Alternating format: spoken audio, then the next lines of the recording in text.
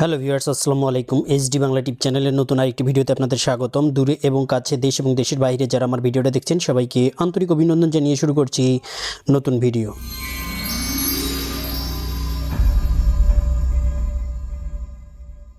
Right now আমরা চলে আসলাম মূল ভিডিওতে। তো ভিউয়ার্স, আপনারা আজকে দেখেছেন যে কোন বিষয়টি নিয়ে আমরা কথা বলবো।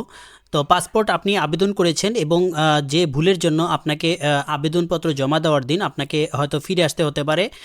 এই রকম তথ্যই আজকে আমি আপনাদেরকে দেখাবো এবং দেখাবো যে আবেদনে কি আপনি যদি ভুল থাকে তাহলে আপনার আবেদনটি বাতিল হয়ে যেতে পারে বা আপনাকে ফিরে আসতে পারে হতে পারে।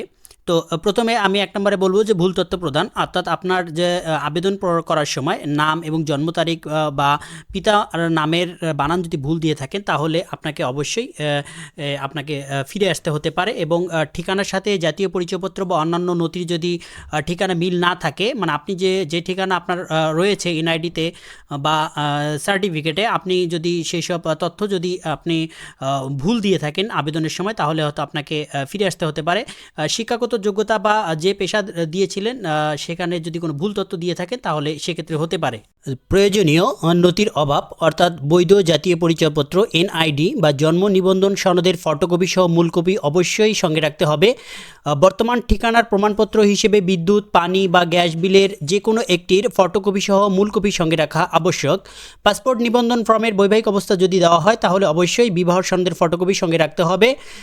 পাসপোর্ট নিবন্ধন ফর্মে যদি নির্দিষ্ট পেশা বা শিক্ষার্থী উল্লেখ থাকে তাহলে অবশ্যই ছবিযুক্ত পরিচয়পত্র অর্থাৎ আইডি কার্ড বা এনআইডি সঙ্গে রাখা আবশ্যক।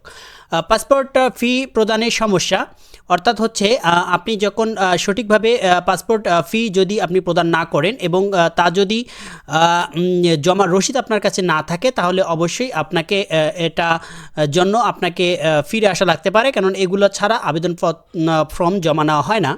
এবং পুরাতন পাসপোর্টের সঠিক তথ্য না দেওয়া, অর্থাৎ হচ্ছে পুরাতন পাসপোর্ট জমা না দেওয়া বা সঠিক নম্বর প্রদান না করা। পাসপোর্ট আবেদন ফর্ম পূরণের আগে সব তথ্য সঠিকভাবে যাচাই করতে হবে এবং প্রয়োজনীয় নথিপত্র এবং ছবির মান নিশ্চিত করতে হবে।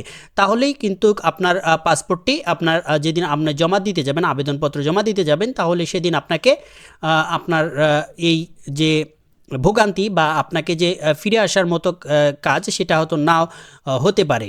এজন্য অবশ্যই আপনাকে পাসপোর্টে আবেদন ফর্ম পূরণের পূর্বেই আপনাকে আপনার যে যদি কোনো সমস্যা থেকে থাকে এনআইডিতে বা জন্ম নিবন্ধনে বা আপনার পিতামাতার সাথে যদি নামের কোনো অমিল থাকে অবশ্যই আপনাকে তা সংশোধন করে নিতে হবে।